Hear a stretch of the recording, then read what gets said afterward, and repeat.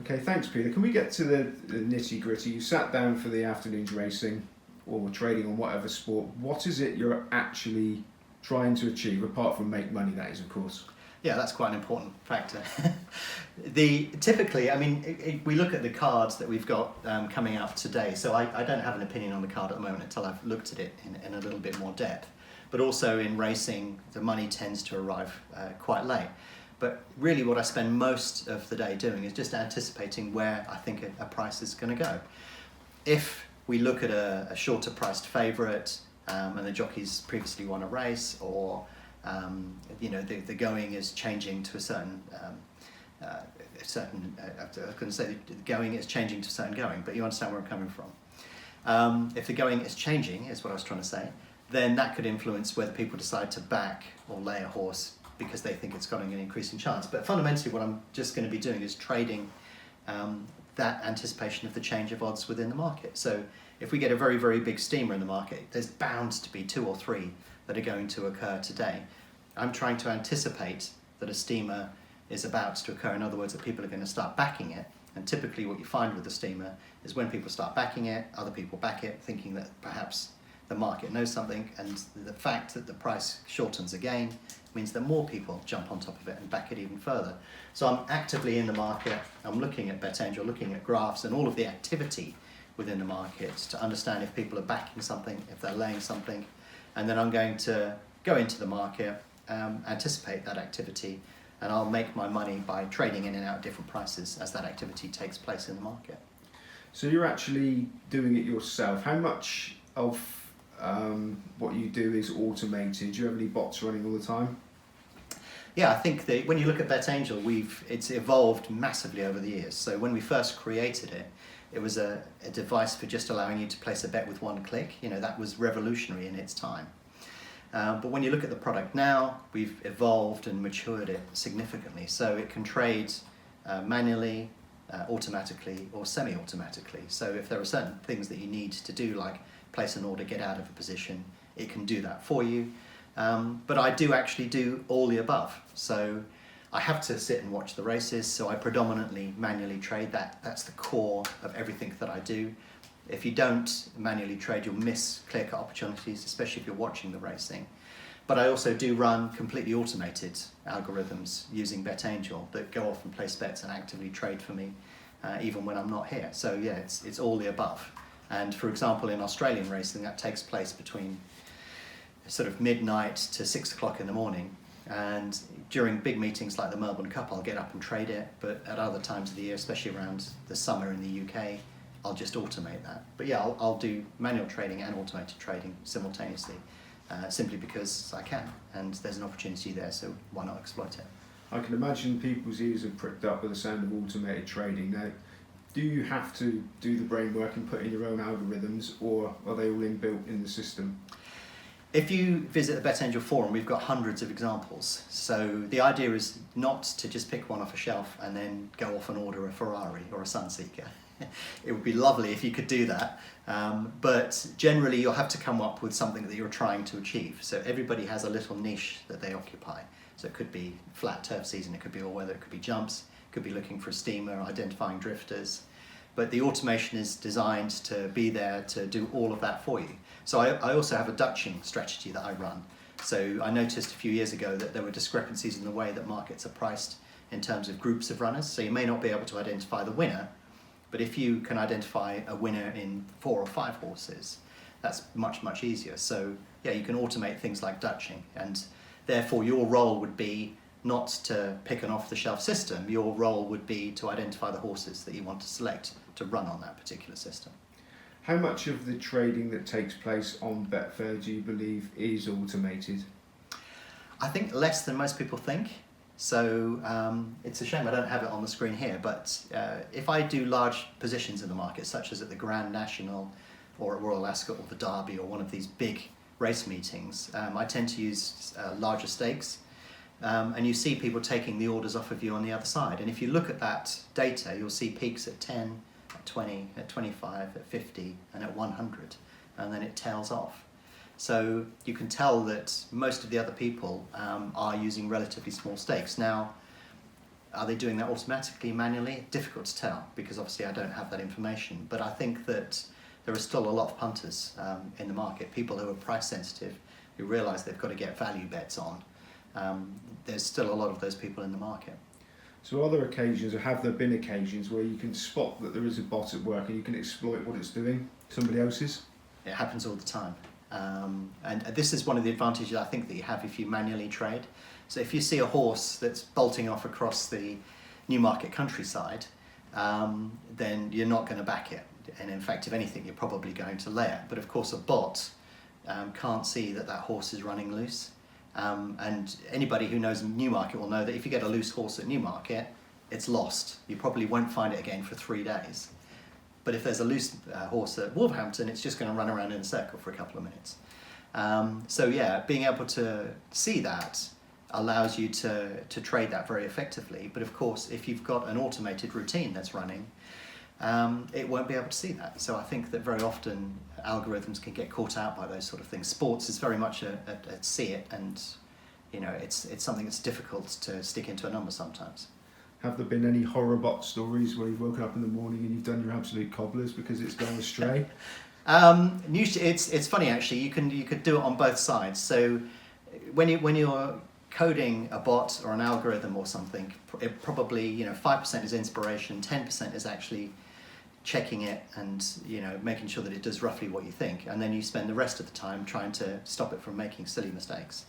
And I once said to the kids, right, let's go out today, it's lovely and sunny, and we went down to Bournemouth and took them to the beach, and I logged into my account and I'm thinking, well, you know what, that account balance doesn't look right. And I looked at my account balance and there were massive pluses and minuses, and I'd actually forgot to get it to hedge the position before the off. So it was basically placing incredibly large bets into the market continuously through the day. So you can imagine my face when I first saw that. It was like, and in fact there were a few other words that came out of my mouth at the same time. But thankfully I'd more or less at break even after about 8 races. So I just switched the whole thing off and thought, right, I'll go back home this evening and debug it. So, but you very often see strange things happening in the market that have been quite clearly caused by an error. So yeah, we've got a wonderful thread on the forum called the Fat Fingers thread, and every time somebody spots something that's unusual, they post it up there, and you can see thousands of things that should have been backed at 20 to 1 that have been backed at 2 to 1 by accident. So yeah, an odd decimal place out of place or something unusual. You do see it quite often. Okay, you also, I imagine, do you bet on live football? Yeah, if you look at, football is an unusual sport in that goals, they don't occur at random, but they've got quite a wide distribution when goals can be scored. So your P&L on football tends to be flipped between negative and positive quite frequently. So you have to just focus on the very, very long term in terms of where your expectancy is on football. But yeah, I'll actively trade football. Football is where I sort of started, so I'll still be actively involved in that. But I'll also do football before the start of the match in the same way that I do on racing. But I will do football in play because there are sometimes very obvious opportunities there. What are the biggest factors in football to look out for? Very often the incentive to score. The World Cup, I love the World Cup, and because the incentive to score is massive. If you need to qualify for the next round, you're going to do anything you can to try and get that last minute goal. So you get some crazy pricing and swings that occur and huge volatility in the World Cup. And this year we've got VAR at the World Cup. So video refereeing is going to cause complete chaos at the World Cup, and that's just music to my ears. I love a chaotic, unpredictable market. So I think that is probably going to be a huge opportunity this year at the World Cup. So you've got to spread your time. So when the World Cup's on, are you going to is racing going to take a back seat? Are you going to try and fit it all in? I mean, surely you're going to worry about burning yourself out with this. And it is. It's we're in the 4-year up peak. So this year is the busiest year that I'll have for 4 years because we're going to have Derby, Royal Ascot, Wimbledon, World Cup. The interesting thing is that what you tend to notice, I've noticed this in previous years, is that when the World Cup is on, the liquidity on tennis dies. So if I look at a football match, the way that I will rate a football match is you get a horse race every 10 minutes. So I'm thinking, okay, a football match is 9 horse races. So depending upon whether I think there's an opportunity there, could I earn more money sitting and watching the racing, or could I watch the football? And that's how I tend to make the judgment. But it can get pretty hectic at certain times of the year. So I'll sort of be on radio silence around that period, because whatever is going on, there'll be a market to trade somewhere. Apart from England, when I'll be downstairs watching it on the telly and getting drunk and consoling ourselves with the fact that maybe next time we'll have a better competition, a better tournament. It's interesting that you say about the liquidity, because anyone that sort of watches racing sees there's ebbs and flows of money as one race ends, and the liquidity moves across. So do you feel it goes trans sports as well? Yeah, you tend to find, I mean, racing is very distinct in that you get those 10-minute gaps, and then as soon as you can see the horses and they're in the parade ring, then people start betting on it, and the betting produces more liquidity. So that tends to determine how much money there is in the market. If you get a day full of clashing, the liquidity dies out because there's just too much to focus on. If you look at football, all of the big televised matches get huge amounts of liquidity. But during the domestic season, for example, only when people know the team sheet will the liquidity really arrive in the market. So probably about 60-70% of money only arrives in the football markets when the team sheet is known. But of course, at the World Cup, we're going to find that everybody knows who the team is going to be. It's going to be the strongest team that they can possibly field. So liquidity will be steadier over the course of the World Cup, and then rise as people suddenly realise they've got to make a decision in the last hour or two. This is probably a silly question, but anybody that's thinking about getting involved with the trading, getting the software, is there an easier sport to nick a few quid on using the software? I think that it's very often, if you're actively going to try and do it seriously, it's worth. I know I didn't with racing. I started trading racing before I knew anything about it, but I think it's helpful if you actively work or bet or trade on a sport that you're familiar with. Not too familiar. So, for example, I'm not going to trade or bet on England at all, because that's always a road to disaster. But it's helpful if you are familiar with one particular sport. The reason that I like racing is because there's so much of it. So at this time of the year, you get 3 meetings in the afternoon, 3 in the evening. You could have 40 to 60 races over the course of the day, and you get an opportunity to trade each market in quick succession. So that's why I like the racing markets. That tends to be a good place to be able to do something on. And say you're working for a living, right? That sounded odd because I do work for a living. But if you've got a normal job, then you can always do the evening racing. You don't have to do the afternoon racing. But also you could trade football, because that's obviously on at more favourable times. But yeah, I think choose a sport that you like, that you have a bit of knowledge about, and where there's ample liquidity. And that's usually the best place to start. Okay, thank you very much. The final thing I want to talk about is the what's happening in America at the moment, which isn't Donald Trump, but the PASPA.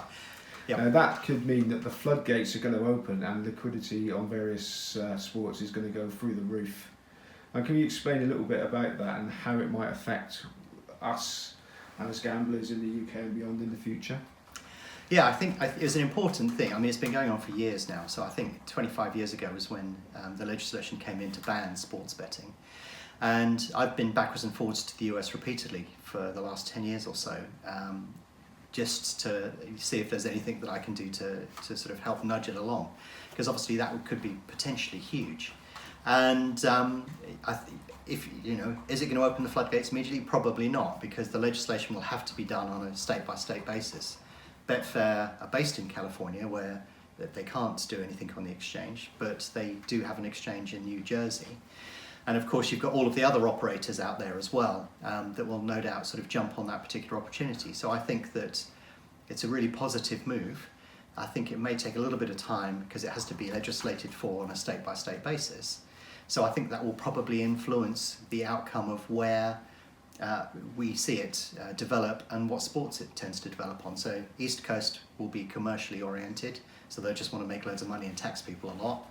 The West Coast is quite liberal, and I think you're going to get stuck in mid-America because they'll probably be the most anti that sort of legislation. But nonetheless, there is actually quite a fair amount of liquidity on NHL, NBA, and all of that sort of stuff already, but it obviously hasn't grown since Canadian residents got cut off from the exchange. So it's only going to be a positive thing. And obviously it's an absolutely massive market. So that could be and make for a really interesting future, I think, in this particular industry. And what sports do you think would benefit the most from increased liquidity? There will be a lot of American sports that will get a lot of traction immediately, that get very little or not the same equivalence that you get in the UK. I doubt there'll be any increase on cricket, for example, but probably sports like golf, where there's decent liquidity and a lot of interest and analytics, and baseball, hockey, basketball, probably not so much soccer unless if the US qualify for a major tournament. Tennis is going to be massive as well. But I'm not sure on the impact on racing. Racing seems an odd one for me. Then whenever I've looked at US racing, never been much liquidity, but hopefully we could see a bit of a boost there, because Betfair haven't covered the Kentucky Derby. It's hard for me to say that, for a number of years, because of the legislation. So maybe it will open up markets like that. But Breeders' Cup, for example, has always been quite a liquid market. So hopefully there will be individual sports like golf that will benefit significantly, but maybe we'll get a broader appreciation on all sports. That would be great. So the future looks bright. There just won't be enough hours in the day. I know, I'm going to have to work 24 hours a day. Either that or I'll move to California and have a nice big pool or something. I think that sounds quite appealing to me. And on that note, thank you very much indeed for talking to us. Thank you very much.